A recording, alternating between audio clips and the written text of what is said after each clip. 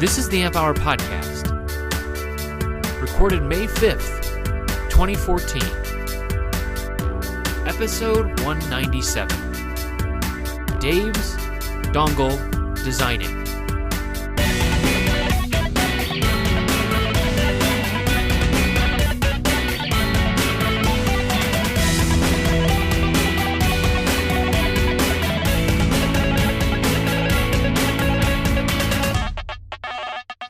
Welcome to the Amp Hour. I'm Dave Jones from the EEV blog. And I'm Chris Gamble of Contextual Electronics. Hey, dude. Sorry I missed last week. Oh, that was, more Mike for me to talk to. Did you get a chance to listen to that yet? I did actually listen to at least the first half of it. Yeah, it was good. Man, that guy. He knows his stuff. I feel like my brain would melt if I would have sat in a room with him for like a couple hours past that, you know? That's it. Some people said I did okay talking about software. I don't know if I don't think I really did. I think I faked it a bit. I think you did. I think you did okay on the parts I listened to. Anyway, there was a lot of faking it, but right, yeah. Man, that stuff's crazy though. So hopefully we can have him back on at some point. He did say we talked after the show. He said he's going to be in Sydney, or not in Sydney, but in Australia. But I think he said Brisbane and. I checked his schedule. Yeah, Perth. He's doing everything but Sydney. Yeah, actually right, doing everything but Sydney and Melbourne. Yeah, he's doing like Perth, Adelaide, Brisbane. Yeah. I don't know why. I presume he's done Sydney and Melbourne before. Yeah, that's what he was saying. He said he's been out there a couple times. So right. Sydney's old news, you know. There's nothing to do there anymore. He's already looked at all the all the stuff. He's tried to buy offices. That hasn't worked out. And, no, that was you. You were trying to buy an office. That hasn't worked out. So what's going on with that?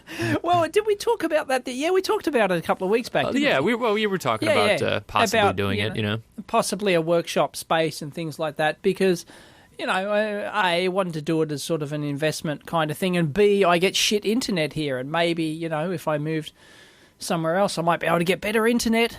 You know, that was the plan, but by sheer accident, I was able to get in contact with a guy who runs his own little internet business internet, doing exactly that, getting internet into high-speed internet into businesses like mine, right, in big corporate office buildings. Huh. And he runs this little company. He's actually a real estate agent, and he got so fed up with not being able to get decent internet in the buildings he was in that he started his own little company to, buy fibre space and stuff like that and, repackage it and resell it and install their own D-slams and stuff like that. So anyway, got in contact with him, and as it turns out, my current building that I'm in now, who knew, already has one of their D-slams in the basement. Awesome. So, yeah, this was one of half a dozen buildings in all of Sydney that was wired up. That was already wired up for his particular cheap plan. Right. And it's like double the speed and half the cost of anything, of the next nearest one I could possibly get here. And for those who don't know, getting fast office internet here, and by fast I mean like 10 meg, okay? So yeah, stop sniggering everyone in Romania and all the other countries that get fibre to their doorstep, right? And that cost, if you go through Telstra here, it's $8,000 a month, right? Jesus. Or if you go through a more sensible provider, it's $1,300 a month, right, Bonkers. for 1010. And I could get wireless. We also have a wireless dish on our roof, and I can get 1010 through that. And it's only $800 a month plus GST. But that's what you've got to pay in Sydney. That's how ridiculous this country is. Yeah, well, I think that's that's a big thing. Did you see that video? It's a huge deal. It was made by I think it was a Dutch company, but it was made by an internet provider, and basically it was like showing what lag looks like in real life. Did you see that thing? No, I haven't. Have you got a link to that? They took it was a video, so it'll take a little while, but they took Oculus Rift, and then they put a forward-facing web camera, and then they piped that through Raspberry Pi, and they basically just programmed in lag, like 300 milliseconds, 3 seconds. Yep. And that affects us too, right, on the show. I mean, we have that kind of problem all the time. Ours is more geography-based, but it sometimes is also traffic-based. And And it's just hilarious to see people do that kind of thing, when that impact is there. I mean, it's 3 seconds is a bit extreme, but they're very extreme. Yeah, you wouldn't with 3 seconds. Hey, that's the round trip isn't that the flight time for audio to the moon? Like, is it? It's ridiculous. I think so. Like, isn't there? Or it's, I know it's 10-second delay. 8 minutes to the sun. I know that. That's the speed of light to the sun. It's 8 minutes to the sun. Yep. I think it's like I thought it was like 30 seconds to the moon. Oh, I don't know. Anyway, here we go. No, come on, Google. Google will always answer everything. Yeah. Okay. Yep. Wait, so you said 3 seconds. No, I was thinking 3 minutes. So I can see that does seem to make sense scale wise. Then 3 seconds sounds better than. Yeah, but eventually you're going to run into the speed of light, right? That's always going to be. Well, exactly. So you're still looking, huh? Okay, no. So that sounds cool. So you're gonna stay there though. You're gonna check out your lab a little bit more and put in. I'm gonna stay here, and because the place we really liked was very expensive. I mean, it was pretty opulent for one person to, 2.56 seconds. Oh, you were right. There you go. All right, cool. Yeah, there you go. I know my space stuff. Yeah. And I think that's each way though. But anyway. Okay. Yep. So I'm going to stay here now in my 50 square meters and make more efficient use of it, because I used to do all my editing at home, right? Because that's where my faster internet was, so it made sense. But now I'm going to move that here because this is where I have the fast internet. And and it does impact. I didn't quite realize that either, until I'm sitting here doing the same kind of thing. Obviously, this is not necessarily electronics related, so usually video people are more interested in this kind of stuff than electronics people. But, it impacts how fast you can get stuff up on the web and show what you're working on. Yeah, of course. And any time spent delaying, it's just less time that you can be shooting video and putting stuff up on the web. Well, even for this show, like after we do this, I zip up the WAV file, which I record locally, and I send it to you. And that takes like freaking an hour or something. Yeah, to send the damn 900 thing. megs. It's zipped up. It's like 300 or something. So it's still pretty slow. It's still. So anyway, you should be able to get it in about 5 minutes now, I think. Sweet. Anyway. Yeah. Yep. So anyway, that's going to be installed this week, and I get 8.8 for starters, and then they're going to install a new fibre to the built-in. That'll take a month or two, and then I'll be able to sign up to 2020, hopefully. Awesome. And it's only, in quote marks, $375 a month. Bargain basement. For the 2020. But that's seriously, for Australia, Office Internet, that is a bargain. Yeah. So, yeah. And so anyway, I'm very happy. Yeah, man. Happy as a pig in mud. Well, assuming it all works. So anyway, right. I'm planning on it working. So. Right. Well, you got to plan for success, right? You got to exactly. Yeah, you got to be ready for it. And we were talking about I was going to also set up a little mechanical workshop here. And you were saying before the show that there's this craze in Japan where they've got all these miniature little lathes and all sorts of workshopy type gear. Yeah, actually, so I was talking to Todd Bailey. So Todd Bailey, guest of the show a couple weeks back. He came to town. We had some beers. It's a good old time, talking electronics and all good nerdy things. And he mentioned that he had visited Japan because we were talking about the markets and everything else. And he was talking about Akihabara.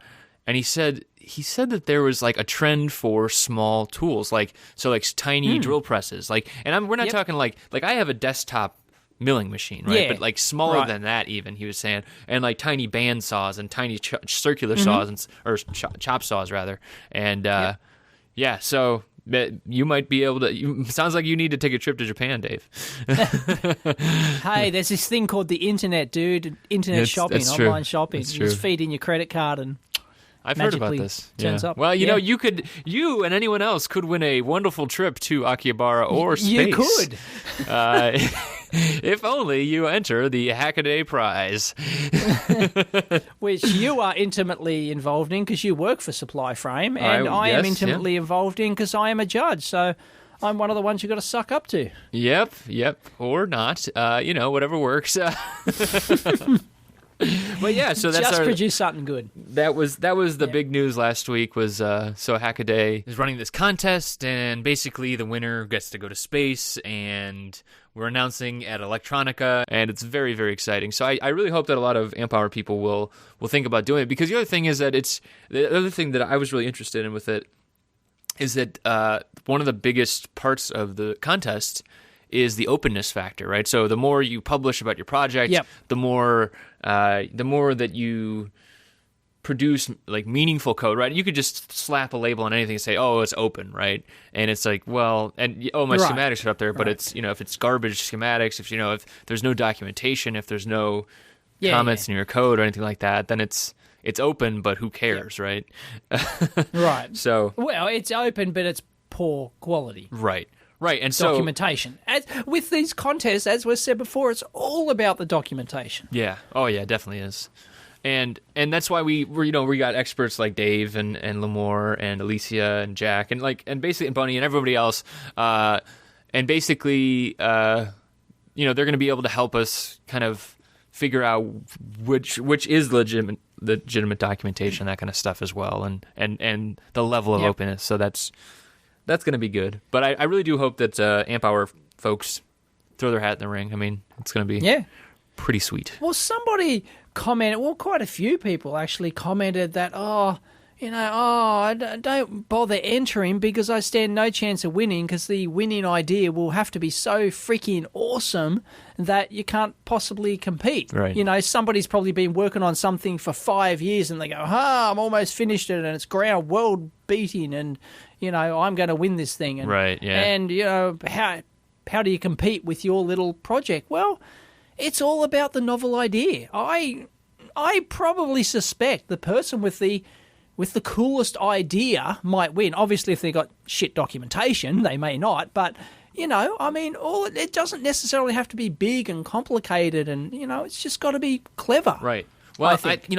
So when we were setting this whole thing up, I kept referring back to the 555 contest, right, and thinking about similar kind of things, right, and it's exactly what you're saying there, right. People had circuits that they submitted that they were just circuits, and some of them were cool, but it's at the end of the day it was just a 555 doing something, right? It was always the ones that were doing something interesting. Like, remember Le Domino? Do you remember that one where it was it was 555 with like blinkies that actually like set up a little domino and you could like configure them and they were like modular, plugged together kind of things. Like that is novel, and it was well documented, and it was it was artsy, I guess. I mean, like everything about it was cool. It was just that's the kind of stuff where it wasn't technically super crazy. It was just a 555 blinking light out and then receiving it, right? That was basically it. But it was the application of that technology that was really interesting. Or there were really cool builds or something like that. Because you used 100 555s and you built something in a novel way. He disappeared. Alan disappeared into Valve and he never came back out. We got to dig him out of there. Maybe. Yeah. We'll get him, folks. Don't you worry.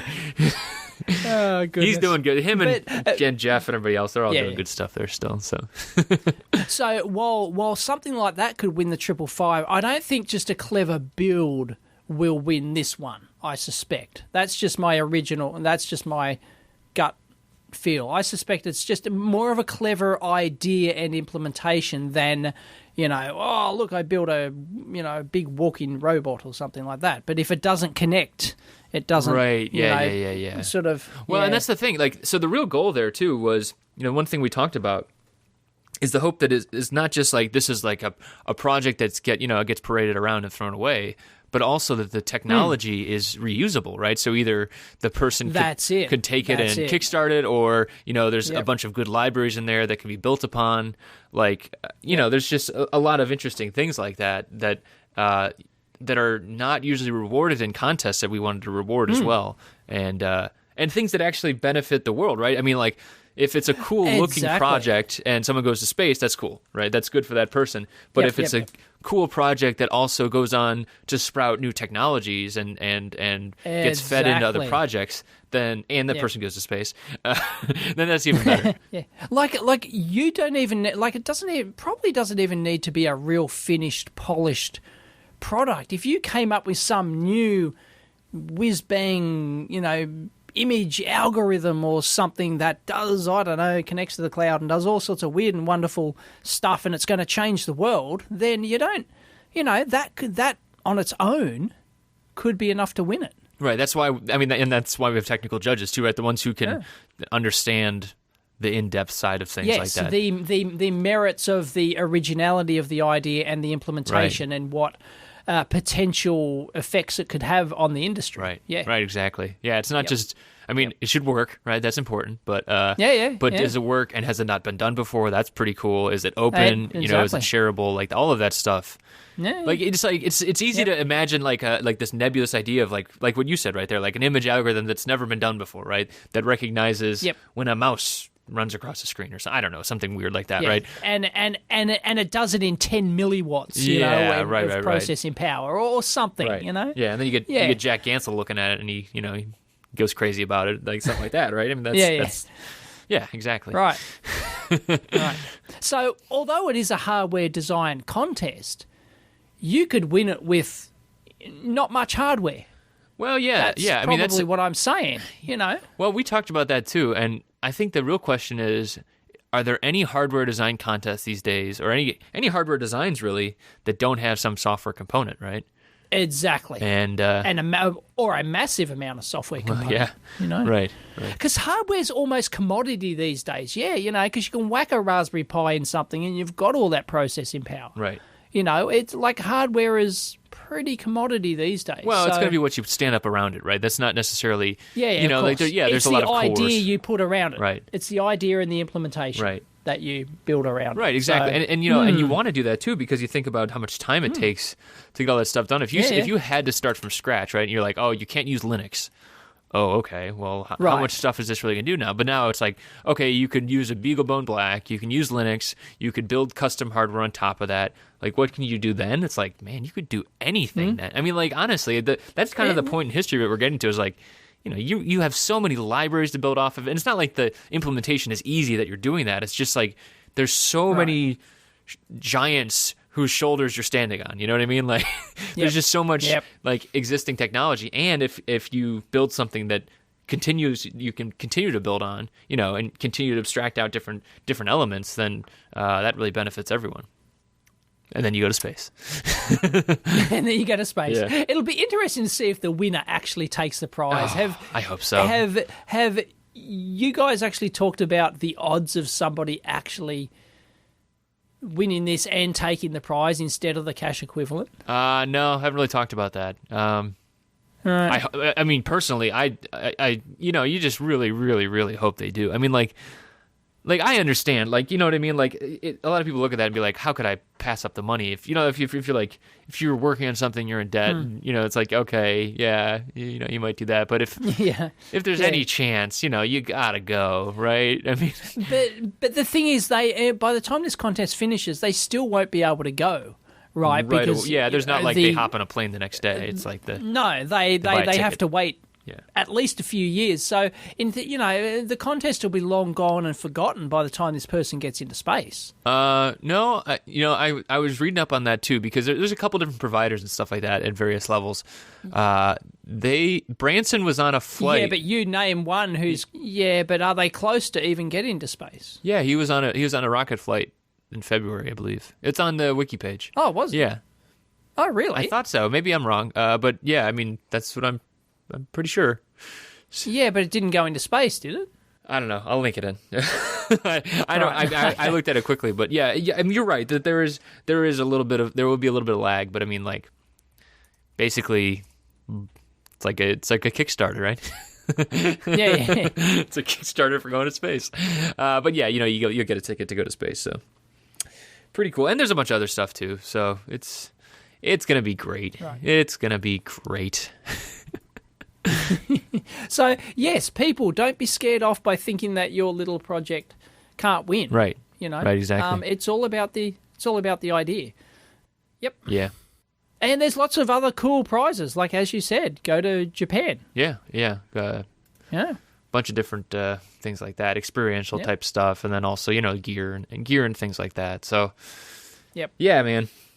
I had ideas for lots of cool space-related prizes. Yes. Which I'm surprised you didn't have more space-related prizes. But I'm a bit of a space buff, so... Yeah, you kind of, yeah. I kind of nerded out on right. You kind of a little bit. It's okay. It was but... excitement. That's good. That's good. Oh boy. So you and I have been going back and forth a little bit. We kind of fell off on this, but we talked about it 2 weeks ago with the portable lab idea. When we were talking about the guns a lot, of course, and stuff. Yep. Excuse me. We've been kind of, and everyone said you're just a crazy American. Yeah, but go on. But so I found an interesting sub-genre of carrying cases that actually might work and fit the bill. It is... They're makeup cases, yeah. And you look... Have you got a link to these? Because I haven't seen them yet. I just saw it before the show. Yeah, I just... Here we go. Is it in Reddit? Here we go. I'll send it to you right now. Here we go. All right. And like, it seems to make sense, too, right? It's like, there's like...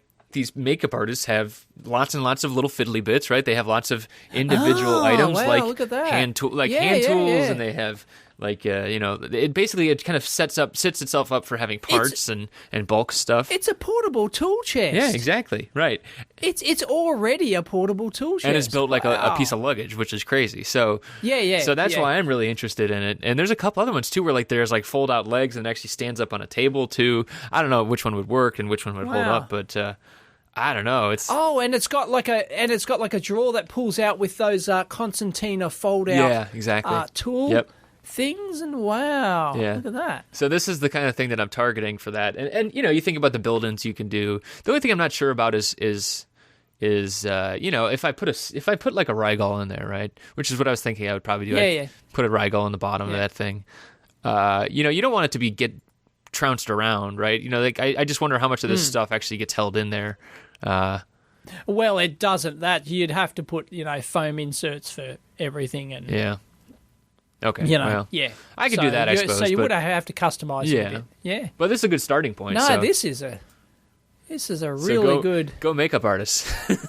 And that's what surprised me. It's not like there's one. It's like I was looking at like roadie cases for like bands and stuff like that. So was I. That's what I was looking at, and they're all just empty boxes. Yeah, and they are because they're racks. Like I was looking at those rack mount one. You get those 19-inch racks in the portable things, and they're okay, but they're not as they're not like human portable. It's like you need a van to transport that stuff, right? It's not like you put it on a plane, whereas this is plane this one has the wheels built in and the pulley handle and the So I don't know, that is ongoing. Me and Dave have a Evernote notebook going back and forth, keeping track of links and stuff. So if people have other ideas, we'd love to hear them. An ongoing Amp Hour collaboration.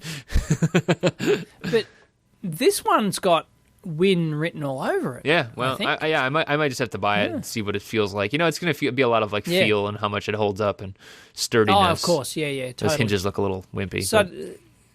So do they come in different size? Like you can get different size ones, and If you it's like anything else, like just like electronic components, right? It always comes down to finding that key search term, right? If you don't know what you're looking for at first, of course, exactly, you'll never get it. Like and that's actually what usually my tool for that of choice for that is. Typing in something generic, right? So like rolling luggage in this case into like Google image search, and then you try and just Google image search, totally. Yeah, and then when you see something that looks good, then you figure out what it is, what subgenre it's in, and then you're like, okay, now it's a makeup rolling case, and then you find this whole, and then there's all the copycats in China and stuff like that. It's the old visual catalog method. Exactly. When you didn't know what sort of multi-way connector you wanted, well, you just flick through the Farnell or the DigiKey visual catalog, right? Mm-hmm. Back when we had paper, and you would flick through and you go, oh, that looks like the kind of connector I want. Oh, I had no idea it was called that. And then bang, you've got the Yeah, especially when it's coded for like some like military number, right? And you're like, oh, geez, how would I have ever found that? Right. Yeah, and it's either that or you talk to an FAE and you're like, well, I need something with like molded and it needs a grommet and 5 pins. Well, if you wanted a MultiWay PCB connector, you wouldn't know that it's a DIN 41612, right? Damn straight I wouldn't. Which is the standard industry term, right? That's the industry standard connector for multi-backplane plugins. It's been the standard for like 30 bloody years or something, right? Right, yeah. And there is no other name for it. It's a DIN 41612. Yep. Right? And, well, yeah. If you didn't know that, you'd probably never find it, unless you search visually. Did you know DIN stands for Deutsche Industrial... I forget what N is, but it's because it's a German standard. I think I might have mentioned that on the show before. Yeah. That always cracks me up. Right.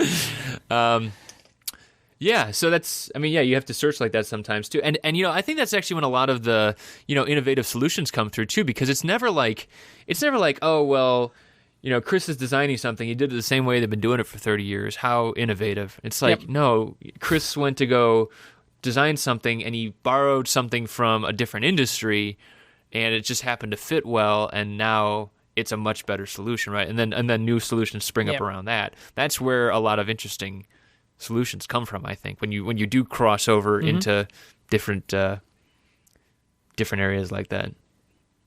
Yep. And it comes in pink. Sometimes it also comes in alligator and pink.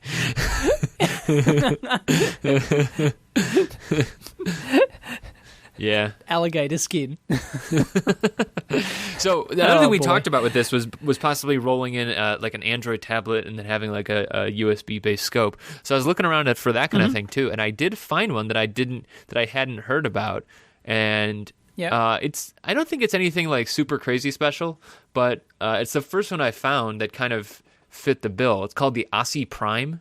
Have you heard about this? The Aussie Prime, I've heard of it. Yeah, it was. Well, there's a thread on the EEV blog forum actually I found as well. Yep. And you know, it's not like crazy specs or anything, but it's open source hardware. It talks to Android, and really that's what I'm interested in is having something that can pass through and talk to a tablet and see if that's even possible right now. And if there's an app already written, because I don't want to do that kind of thing. So, but you know, I'm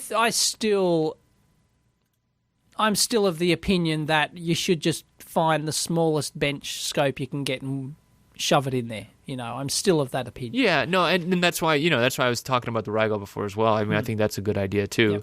Yep. But you know what it actually came down to was thinking about all of these scopes that are out there, and they all have fans and they all vent, right? And thinking about how you'd have to do like ducting to get the venting out if you're going to pack it into foam, whereas with a dev board type solution.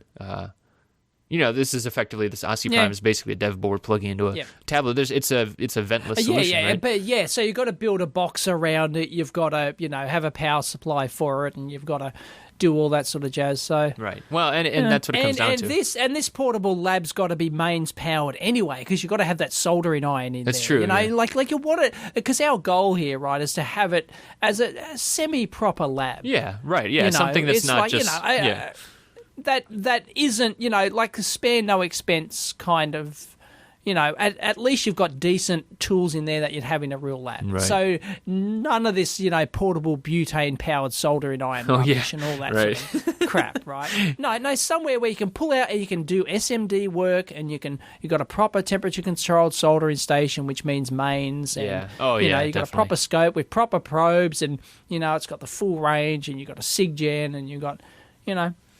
Yeah, well, there'll be a trade-off there somewhere. It's not like you're going to have a, Tech 465 in there or anything, but it's, No, exactly. Yeah, there will. Yeah, I guess you're right. I mean, I think that having, if there was a good trade-off for, depending on what kind of work you're going to be doing too, right? I mean, like if you're going to... I think you should just whack one of those handheld scopes in there. I mean, those, there's quite a few, the Handtech brand handheld scopes. They're pretty good. They're pretty decent. They've got, like a gig sample. They've got like a mega memory. They're pretty decent. And they've got, proper full range attenuators on the input. That's the problem with these little USB scopes. Right, Usually they're just, a couple of ranges. Yeah. It's always the front end, right? But these, these Handtech portable scopes and other brands that are out there now, there's a bit of a boom in industry for those, and they're doing them right now. The user interfaces still might leave, and the control layout might leave a bit to be desired, but they're streets ahead of what handheld scopes used to be. Right. Back in the day. So you're saying handheld though, or you're saying USB based? They're handheld. No, they're handheld. Oh. Type in Handtech is a popular one at the moment, I think. Handtech is a USB scope I have sitting right next to me. That's why I was wondering. So they do have a USB version as well, but I might be thinking of a. But you're saying like one like a field portable kind, right? A field portable, yeah. They're like quite large, like they don't quite fit in your hand. They've got like a carry strap, or two carry straps, and you sort of hold them as like one of those military tablet kind of things. They got. Yeah, so they're smaller than a bench scope, yet they're still fully featured. Yeah, they've got tactile buttons too. That's nice. Yeah, they've got proper buttons and things like that. And I think when if I build my little portable workshop, that's probably the first choice I'd put in there. Huh. Okay, I'll have to look at that. So, more. Yeah, DSO. I'm looking at DSO 1200, 200 megahertz. DSO 1200. Yeah. Yeah, exactly. Interesting. Yep. Huh. Yep. You ever used one or no? Look, no, I haven't used this model. It's only like $359, so it's like Rigol price, and that's dual channel 60 megahertz, right? So that's sort of Rigol-y type price. Cool. So yeah. All right, I'll check that one out next. Yep. I reckon they got win written all over them. So yeah, I'm quite excited about that portable workshop idea. Yeah. Right. But I think do we sort of if we standardize on it and we release like the plans for it, is that the plan for this thing, so that everyone can sort of go, oh look, someone's already put in the hard work, I'll build one of those. You know, that would be a really good idea too, because if it did become a standard form factor, then what you could do is then as people spin up new hardware projects, they say, oh well, there's a slot in the in the Porto case thingy, right, or whatever it's called. Right. Yeah. And it needs this. I'm going to design for the Porto Lab, right? And it could be the standard Porto Lab. I think we should go out and actually get portalab.com. And well, we better do it right now. Right now, before we upload this episode. portalab.com. There you go. And, it'd be nice if there's like a standard that it was so well documented and the parts were readily available in all the countries and knew exactly how much it was going to cost to build and kit one out. Well, it makes you wonder how much need there really is for this kind of thing, though, too, right? I mean, we think that that's necessary, but maybe... Yeah. Maybe this is just boyhood dreams, Well, I can see it being necessary, but I just see it being fun as well. But I know for a fact that I've talked to a lot of people who have, severe restrictions, especially, we talked about students in dorm rooms and stuff like that, severe restrictions on what sort of lab they can set up. So if it's just like a little portable wheelie case that just sits in the corner. Yeah, it's true. That's true. That's got win written all over it. Yeah, man. Plus, they can put amp hour. There's we'll have to get amp hour stickers now. Out there for right. Yeah, you put them on the side. Yeah. So there's probably even a market out there for selling like fully built and finished units. There's probably a small niche market out there for that. Yeah. Maybe vanishingly small. Vanishingly small, but hey, I don't know. Well, you definitely need a portable lab if you still worked at Altium, right? Yes, you would. My hat's off to that segue. So what is the deal here? You've been looking at this or no? I've had a look into this, and yes, out of the blue, as always, in true Altium tradition. Not even the employees knew, apparently. Yeah, just out of the blue. Oh, they've upped and they've announced that we're moving out of China. We're going to the United States of America. So they're moving their headquarters. I've got we'll have to link it in, but I've got a post on the forum where I translated their press release into English. Okay. I translated their press. I should actually call it up and I'll go through it. So Yeah, because it had so many wank words in there, and it was so easy to read between the lines of what they were, what they were actually doing. So here it is. I'll call it up. Altium moves again. Here we go. We'll link it. You want me to send you the link? Sure. Yeah, that'd be fine. There we go. Done. This is glamorous stuff, which you can't see, audience. You can't see us until Dave's uplink. Typing. I was gonna say until Dave's uplink changes and he gets 20 megbits, and we're video. Maybe we could switch to video at that point, right, Dave? We've trialed that before, and it was a lot of dicking around, but we ultimately didn't have the bandwidth to do it live. Definitely not. Yeah. Because this audio sucks up all of our bandwidth. Because not only do we have to, we're also recording off the server, so there is that. I mean, it's not like there's nothing there. Yeah, we're recording off the server. No, that's still what just audio. We'll have to do the math on the data at some point. Yeah. Anyway, there are a couple of people who have requested that a live video feed so they can watch us record in the Ampere. I don't know why. I don't know either. Anyway, our super emotive faces. We can certainly do that. Yeah, you see my face hiding behind my new silver portable soundstage. Right, yes, soundstage, or me hitting me hitting the mute button and then coughing my guts up. There you go. Dave's sick pretty much 12 months out of the year now, so. No, well, yeah, exactly, with the kid. Yeah. And it's coming into winter time here, so it's going to be bad. Yeah. Anyway, here we go, the translation. Well, I probably shouldn't go through the whole thing because it's quite extensive. Yeah. But, basically, they're saying, we're taking the next step in our growth strategy by relocating our R&D and headquarters to San Diego. They're going to. Oh yeah, by the way. Can't really pick a better place in the States. I do have to say that. I mean, really? Oh, okay. Dude, San Diego is beautiful. I'm going to be out there in June actually for vacation. I've been to San Diego. I thought it was I wasn't that impressed. Oh, dude, in terms of weather, it is the most stable weather in the United States. Okay, right, yeah.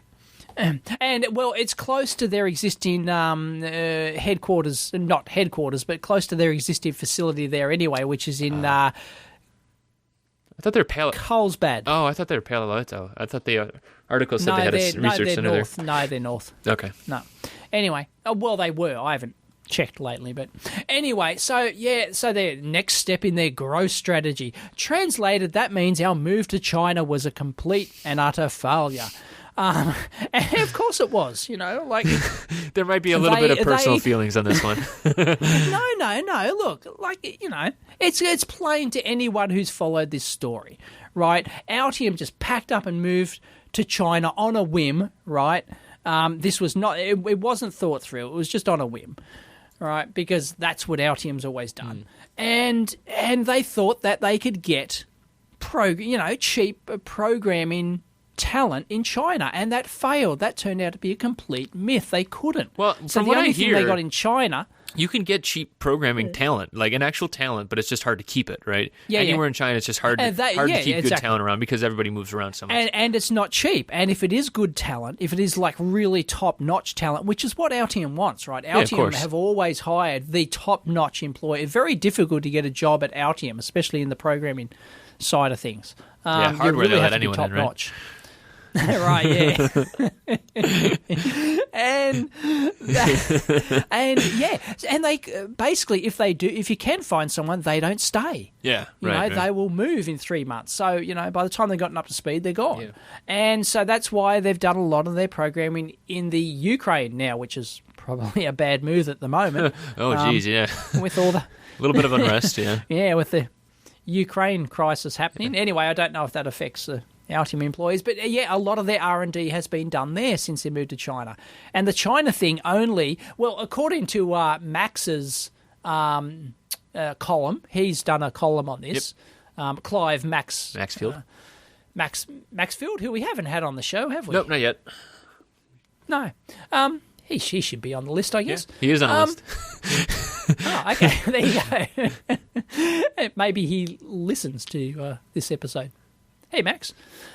Anyway, he says they've got 2 teams there in China. One is the library management team, because they do all their libraries there now, or most of them. They used to do their library headquarters used to be in Tasmania here in Australia, but a lot of that's in China now, or most of it, and their Internet of Things, in quote marks, that was their big strategy, which is another complete and utter failure, and they know it. But they won't admit it, of course, in the press release. It's been they worded it, Anyway, here we go. Their quote: "The company has also redefined its Internet of Things strategy to be in alignment with its core business of the development of world-class PCB design tools." Translated, they admit that the Internet of Things is a complete failure. It was the stupidest strategy they've ever done in the history of the company. Maybe not, but it's close. It's one of the doozies. And they've booted out their former. It was so bad they booted out their former CEO and founder, and they're focusing back on the core PCB tools, which they should be, which is a great strategy, and this is a strategy that they should be following. Of course. Yeah. And they are now. So they're basically admitting, it was a complete and utter failure. And the other rumour going around is that Altium are now starting to lose a lot of business, a lot of their military contracts, US military companies who did not like the fact that they were in China. Oh, interesting. Doing their R&D in China, because apparently there are rules and regulations in the US about how you can deal and what products you can get from a company that is effectively based in China. Yeah, it's like export-type regulation stuff and supplier, like that, and things like that. So, that's interesting. Yeah, I wouldn't have thought. I wouldn't have thought that level would affect it, but well, like it took that 12 months or something for that to really kick home, because when by the time somebody in the company, the big military company, finds out, they're in China now, are they? Mm-hmm. Well, and plus you have to renew licenses and stuff like that. You have to renew your license yearly. You're paying your support subscription, so they may have secretly renewed it for a year without anyone finding out. But sooner or later, somebody in the company finds out, and interesting. So rumor has it, So that is rumor. We don't know if that's true, but too. Well, we don't know if that's true. We don't know the internal numbers and all that sort of stuff. Got no idea. But that would not. So I would guarantee you that there is some truth to that. Yeah. I've worked at companies, said military companies. Okay, they're not US ones, but the Australian ones were, fairly strict in that regard as well. Maybe not as strict as the US ones, but certainly, yeah. It's interesting with all that military stuff too, because it goes way beyond. It's not just software. I mean, like that actually supports it's chips and everything. It supports like small fabs and component manufacturers and basically there's some crazy stuff that happens with that. There's some stuff that goes around it. I know, like sometimes there's like importers and they like recertify stuff like that. But yeah, that's just a crazy. I mean, like it was, at least in the U.S. I'm sure the rules were written in the 50s and 60s when the industrial complex was, and all of the other industry was here as well, right? Now it's just like, you're looking around, you're like, there must be a component manufacturer somewhere, right? Right. Why are we paying $45 for a 1K resistor? Right. But it's just the reality of that. I mean, like there's a lot of craziness with that. So, well, that's too bad. It's, it's...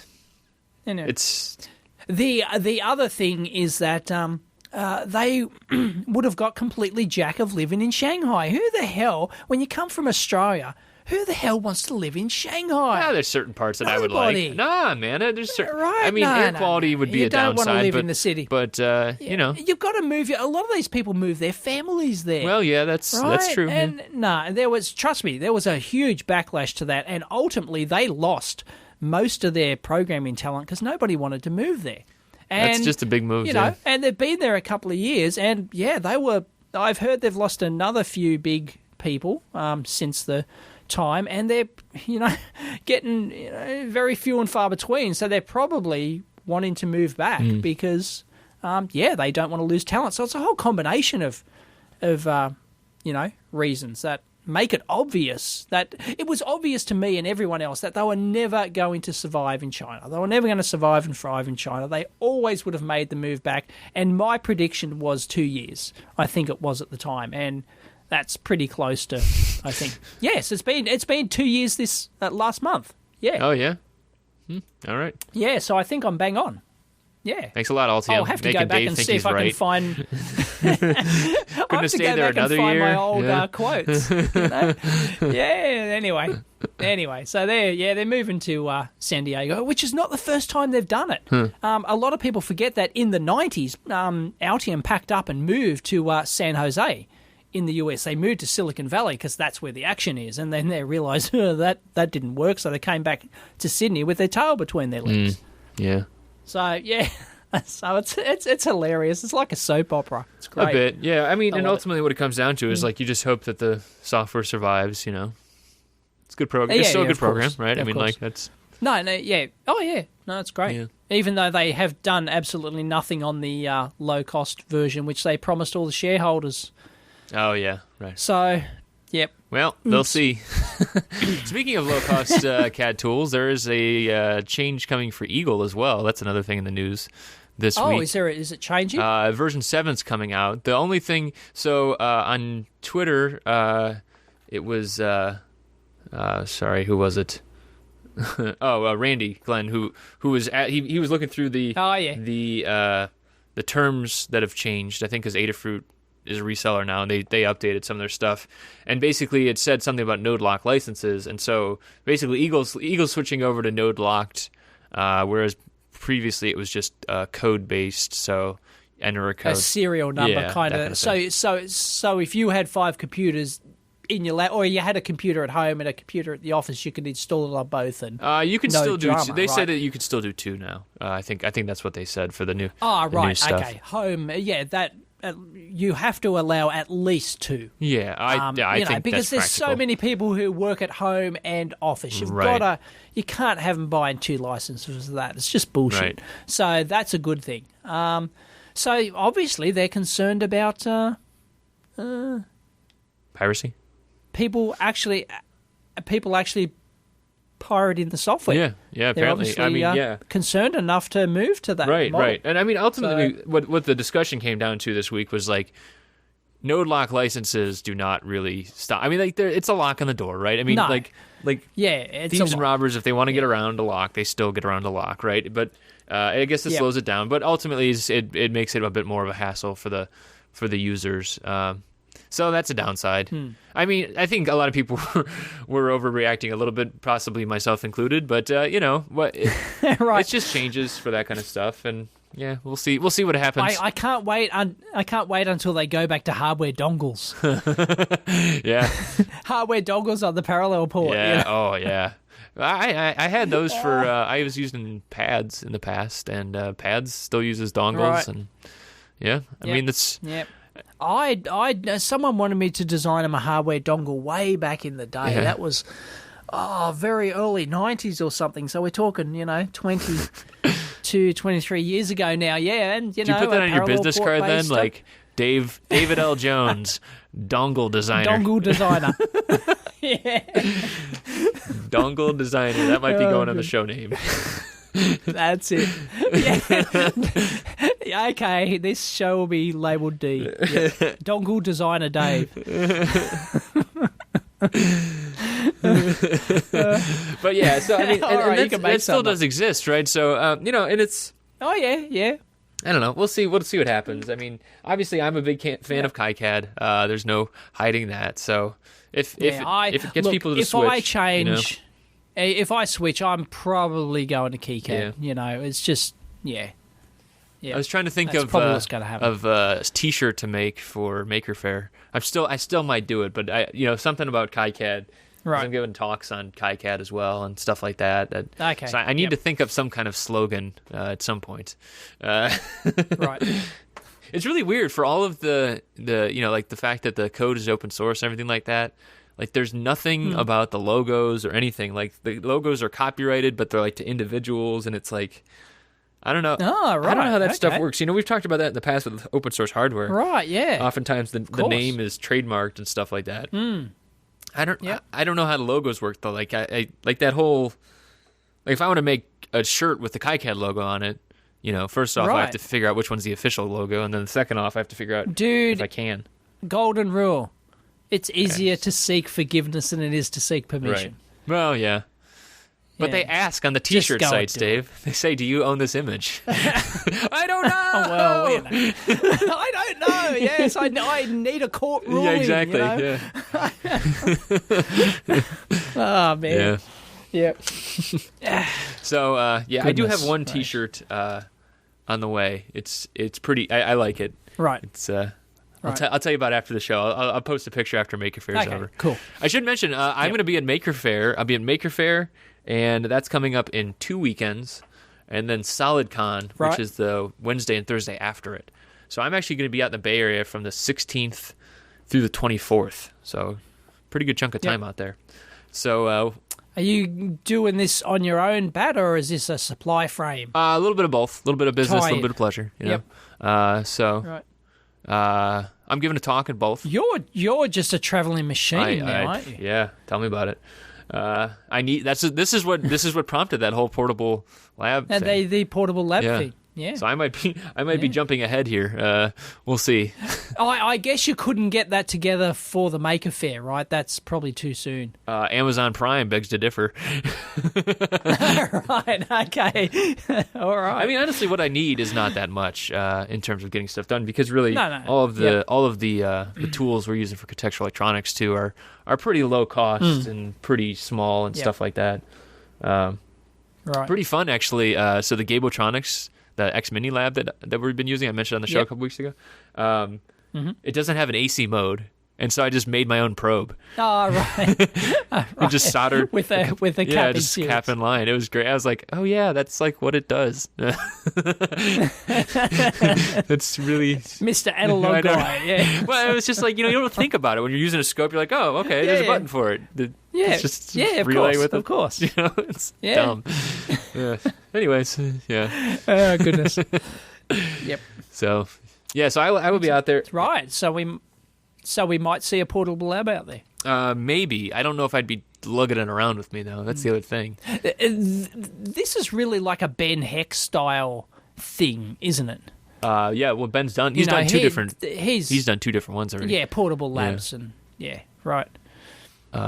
But I don't think that the custom's the way to go. I think really the way to go is the way we're now. The way we're moving towards. Have a look at, an off-the-shelf case that everyone can buy. Yeah. It's available in every country, and you can fit it out. And here's the custom foam pieces, and maybe if you need some 3D printed holders or something, you can make the 3D models available online and stuff like that. Yeah, right. Yep. Yeah, that'd be kind of cool. I started doing SketchUp too, to see if I, because I can make metal brackets and stuff now too with the milling machine and stuff like that. Yep. So. Yeah, fun stuff. I don't know. We'll probably fixate on that for a while and then forget about it. Yeah, of course. Yeah, as we do. Yep. So what I was going to talk about, we got there's lots of chip stuff. The chip stuff. Nobody gives a shit about Google Glass anymore. No, well, what about this? There's an interesting trend now happening. Well, maybe not a trend, but all of these server companies, so like Facebook, Google, Amazon, they're all cranking out their own chips and cutting their own agreements, basically.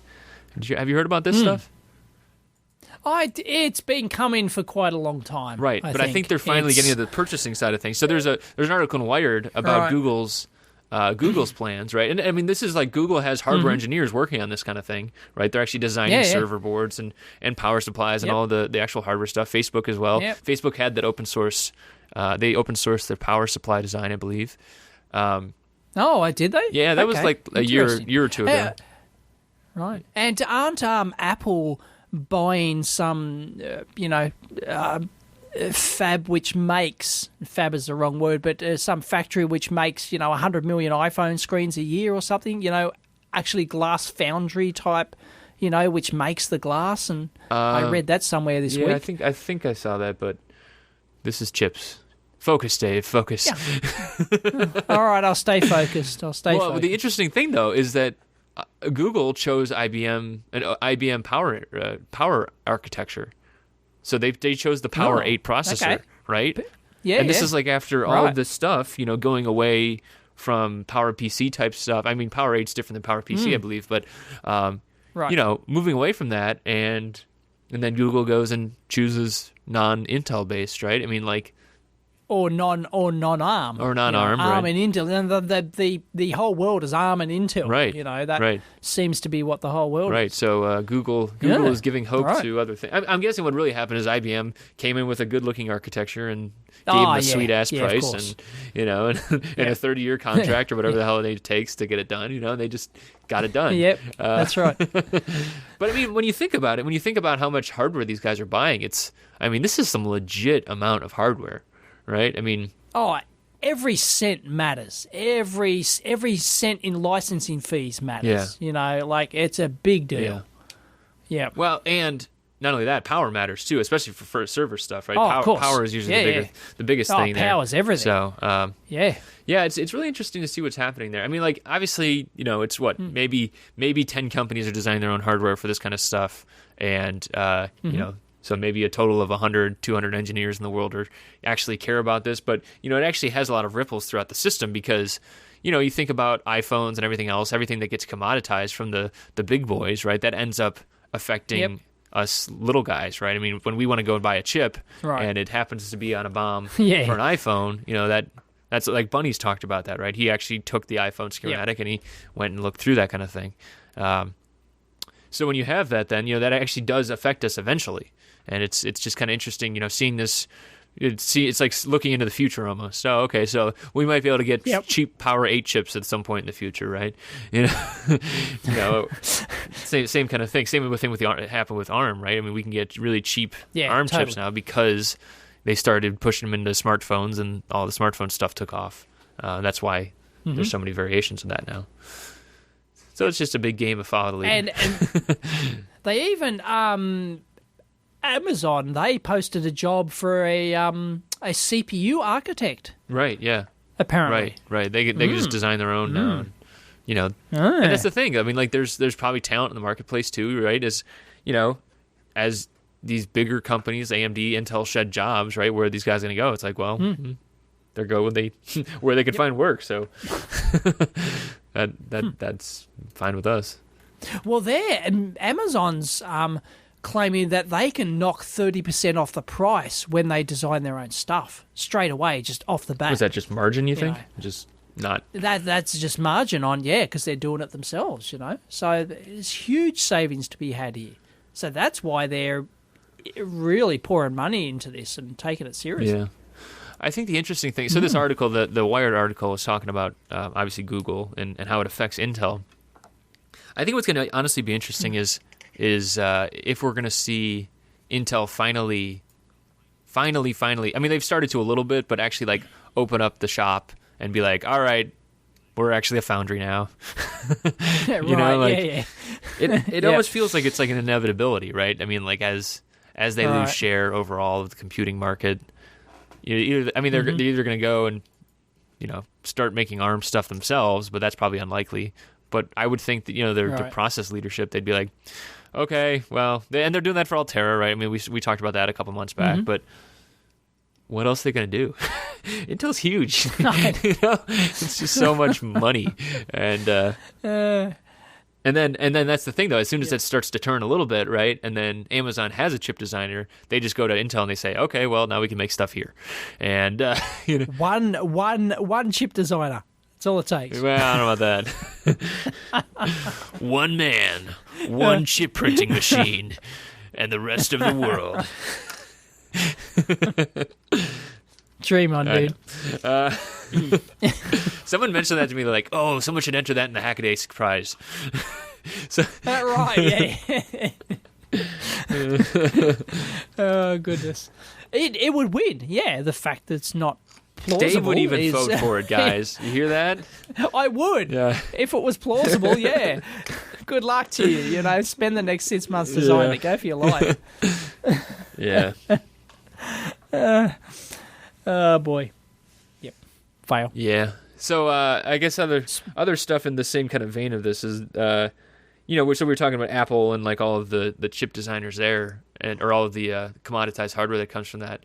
The interesting thing there this week was that I know that a lot of people don't care about the mergers and stuff like that, but this is interesting because Cirrus Logic buying Wolfson, right? So that was news this week. I don't know many other audio only manufacturers. Yeah, they're audio only, aren't they? Right. So they make codecs, they make Class D amplifiers, that kind of stuff. And like you asked me to name two, and those would have been the two. And Wolfson. I found their chips in like the Kindle, the Amazon Kindle and phones and stuff like that. Yeah, they're pretty much own the market almost. That's what I thought. I mean, maybe there's like TI's into that. I don't actually know if TI might probably. be. Yeah, I'm sure they would be. Yeah, what isn't TI into, right? Yeah, exactly. But it's interesting seeing this stuff kind of fall apart too, because even Cirrus, right? So Cirrus we've talked about in the past because that's the company where like 80% of the revenue came from Apple, right? And like from the iPhone specifically. Well, Cirrus Logic do audio stuff as well. Right. But, I mean, that's so they're buying their rival. Right, they're buying their rival, but like Cirrus as a business is not very strong because like so much of the revenue comes just from the iPhone, right? So they're so dependent on it. And now if Wolfson is in there too, it's like, okay, they're going to be like the one-stop shop, but I don't know. What happens if they fold, right? Well, maybe you shouldn't be buying shares in them. Is that what you're saying? Well, yeah, I guess so. But not even that. It's just like, what happens when there's one supplier left? I guess other people pop up and say they'll start doing it, but... It still represents 65... Apple represents 65% of their revenue. Oh, that's crazy. That's bad. That's it is pretty bad. The silent partner who's not so silent. It means that they can screw you over, and so much so that you have to sort of almost make a loss on the sales to them. Yeah. Right. Well, that's not even what I'm saying, though. So that's still business side of things, though, right? So, okay, so then tomorrow, Cirrus/Wolfson, whatever they end up calling themselves, that company fails. What then? Or Apple buy them. I guess so. Man, that's just crazy, right? I mean, like, is it like the new Nexus 6 smartphone now without sound? Yeah, right. I mean, I don't know. Like, I'm sure there's other stuff in the marketplace, but it just seems like such a crazy amount of consolidation. It's just like, well, what other choice do you have at that point? I don't know. I guess other companies will pop in and do that kind of thing, but it's not like there's new chip companies popping up these days. So when you start running out of choices, I wonder what the ultimate result will be. All I know is that I wouldn't want to be in the chip business. I got out of that one. Yeah. Oh, it's a rough one. Yeah. Boy, I don't like it. What else are you building these days, man? Anything? What else am I building? Building shelves in my office. I'm expanding my lab, dude. Man. We talked about that right at the start. I know. You got so much logistical stuff going on. I don't know. It's like... Yeah. Well, my bench buddies... Hey, I almost finished my Kickstarter shipping. Oh, yeah? Okay. So then you're going to start on another one? Yeah, it's like a month. Ultimately, yeah, probably. Ultimately, a glutton for punishment. Ultimately, like a month late past the promised not too bad date, still, yeah.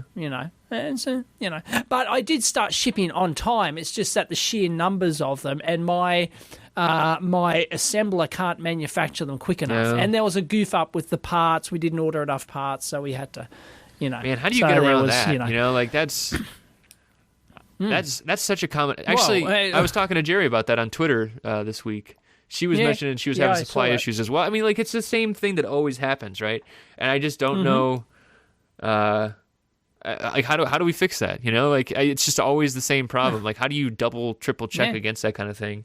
It's still so human dependent. No, well you need a full-time person devoted to it so that they make sure it's right. I'm sort of rushing, buying all these parts and and shipping them and trying to keep my BOM up to date and my numbers that I've got in stock. And I goofed. I missed. I just miscalculated on my BOM, and we ended up with not enough parts. So it's like because you did you were batching stuff up. You said, oh well, I need 300 here, 300 there. I was batching, 300 there, and I must have missed an update in my stock count or something like that, and my assembler comes back and say, hey, we've run out of parts, and jeez. Yeah.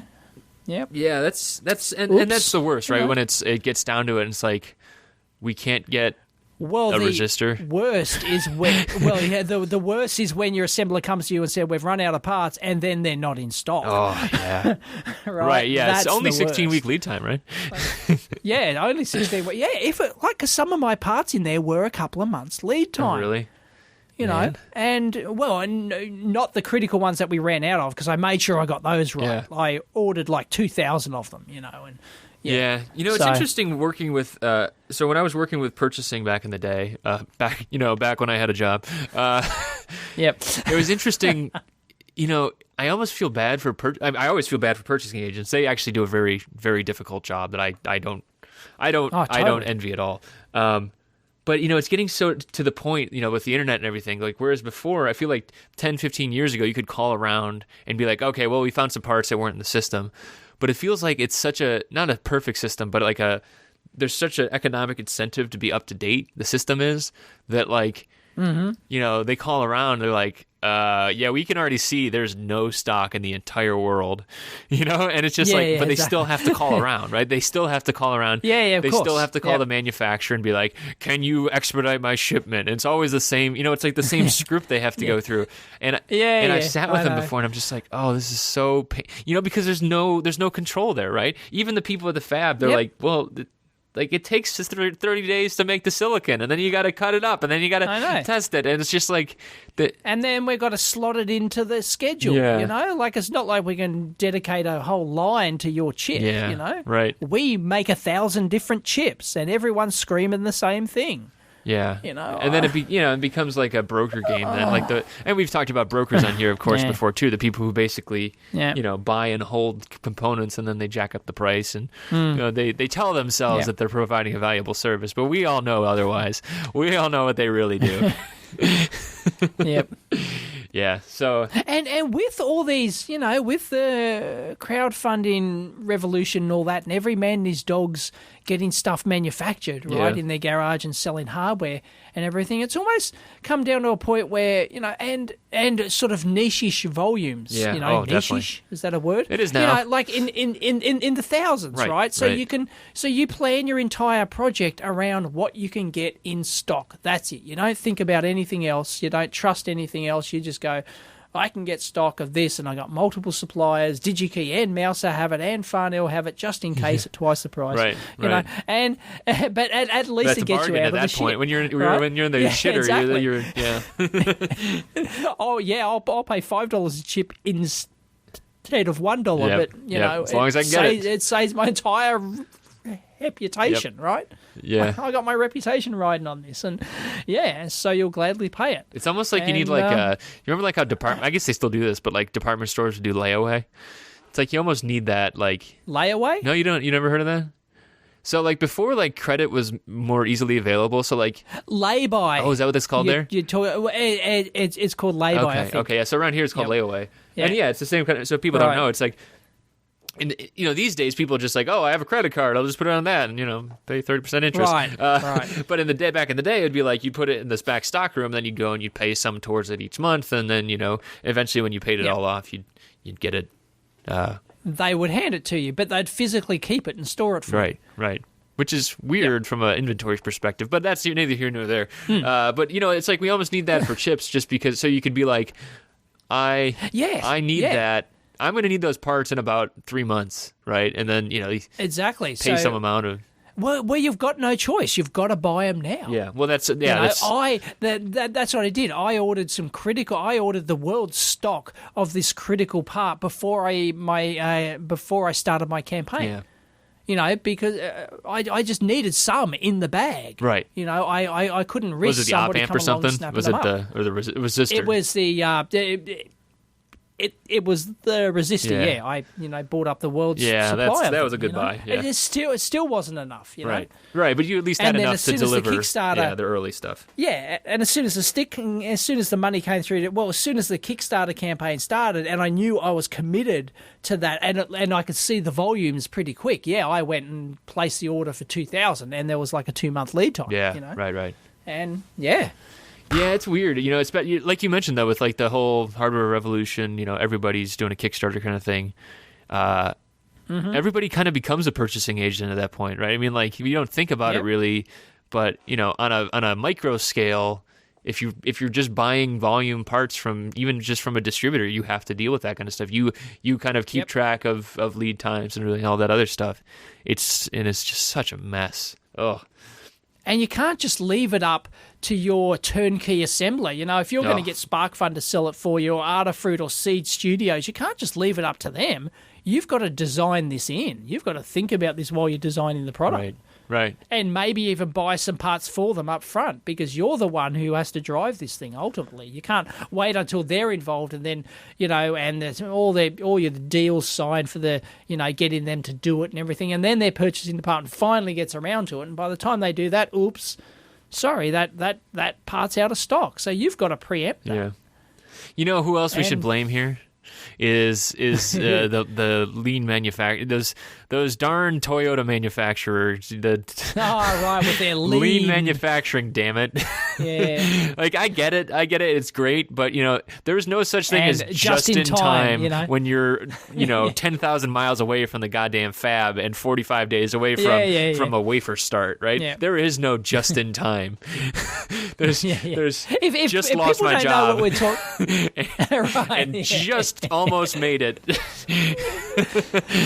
If people don't know what we're talking about, these things came around in the 90s. Oh, I think that. They're sort of, they're, 80s was from Toyota Production System, 80s. TPS, yeah. Right, okay, yep.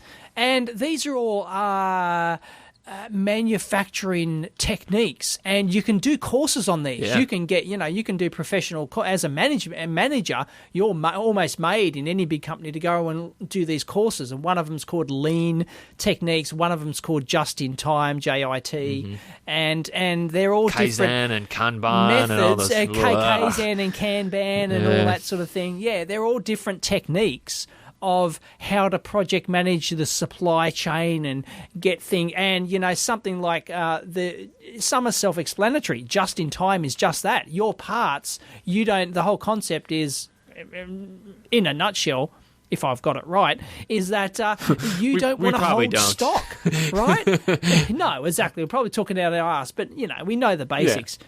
Yeah, you don't want to hold stock because the thing goes that, well, you're holding stock. You need inventory. You need bigger warehouses. You need this. You need that. And it costs your company money. Right. So you use this just-in-time technique where you order things just in time. So they turn up on the truck like almost the same day that they're being assembled into your product. Right. Right. And, the only thing that ever gets in the way is reality. Yeah, exactly. And these things can be made to work, and some companies make good use of them. Right. I think on a factory floor, I think this stuff is perfect. Right. I mean, like I've seen a lot of this stuff work on factory floors that I've been on before. Right. And that's same here. We've had Kanban systems. Yeah, exactly. And all sorts of and that's what it was designed for. It was designed for car manufacturing, right? So that you. When you need a bracket to install that seat into a car, you don't have a storeroom of 10,000. You have one for each new chair that comes through in each new car, right? Yep. And that's a lot different, though, because that's in your company. And, of course, there's raw materials you need, but like it's for these vertical systems as well. Like these, Toyota was making all of their parts, and they had custom parts and all this other stuff. And it's like, when you're buying from DigiKey, Kanban is a can of garbage. Sorry. Right. I was trying to make some kind of fun. There's nothing there. But Kanban is can't ban. I'm sorry. I'll see myself out, folks. But it's tough. It's a tough system to deal with. Supply chain stuff is difficult. It is. And that's why I'm trying to fix it. You You schmuck. I know. I'm screwed. Yeah. Whatever. You're the one who's still jumping. You know, I was thinking about this today because you were late to showing up for the show, and you're like you told me you were shipping these things. I'm like, damn, he's still shipping these things. And I'm like, and that's what we get for building hardware, folks. No, I know. Yeah. Yep. But some people do it right. I got 50 left. Marcus did it right. Yeah, you know, some people do it right. He's doing that. Oh, well, yeah, and he takes a hit in terms of the amount of money he makes on each unit. Right. He's trading off hassle. Yeah. Right? So he's getting the no-hassle solution, but he's also getting less income per unit. You sign me up every single time. Right. Yeah. Well, you know, depends on what you want to do, you know. Sometimes sometimes if you get somebody else to do everything, it may not be worth your while to even do the thing at all, even though it is zero hassle.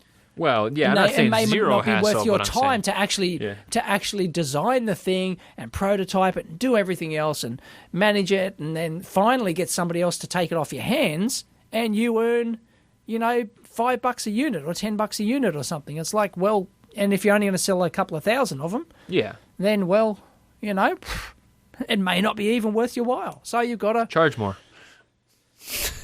Charge more, yeah. Do higher margin products, or, you know, it's yep. Because you don't want to work for slave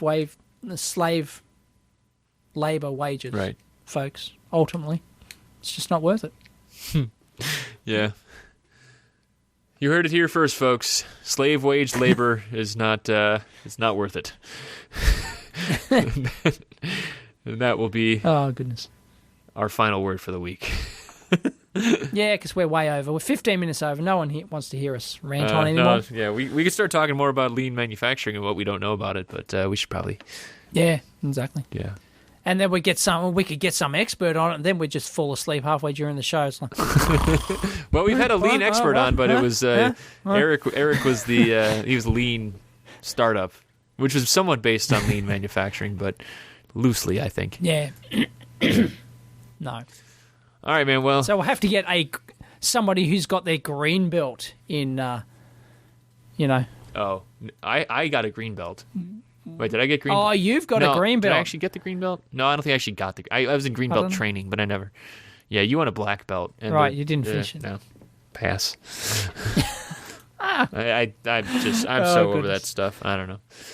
Yep, so am I. Yeah. No, I spent far too many years dealing with that crap, and now we're inefficient, and we make podcasts that go too long. Next week we will have a mystery guest. Mystery guest, which means I haven't scheduled it yet. Right. So you can't even give a clue because you have no clue. Truer words have never been spoken, Dave. All right, man. Yes, I have. The chip printer will never happen. Okay, all right. That's true. All right. Yeah. We'll catch you next week. Catch you next time.